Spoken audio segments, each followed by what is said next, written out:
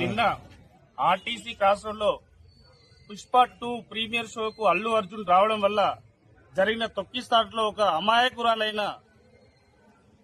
అమ్మాయి చనిపోవడం జరిగింది. ఒక అమ్మాయి చనిపోవడం జరిగింది. దీనికి మూల కారణం అల్లు అర్జున్ వాళ్ళ టీం అని చెప్పి మేము చెప్తున్నాం. ఈ రోజు చిక్కడపల్లి పోలీస్ స్టేషన్ లో అల్లు అర్జున్, సుకుమార్ ఆయన టీం పైన కంప్లైంట్ ఇవ్వడం జరిగింది. వీళ్ళు ఇప్పుడు అక్నాలజ్మెంట్ కూడా ఇవ్వలేదు. డెఫినెట్లీ మేము హైకోర్టుకు వెళ్లి ఇంతకుముందు గతంలో జరిగిన సంఘటనలు కూడా హైకోర్టు మొట్టికాయలు వేయడం జరిగింది. ఎందుకంటే ప్రీమియర్ షోలు నిర్వహించొద్దు, ప్రీమియర్ షోలకు సంబంధించిన టికెట్లు పెంచొద్దు, హైప్ తీసుకురావద్దు. ఈ ప్రీమియర్ షోలు అనేది ఎక్కడో వేరే దగ్గర ప్లేస్ లో అంటే జనసంచారం లేని చోట జరగాలని చెప్పి హైకోర్టు మొట్టికాయలు వేయడం జరిగింది.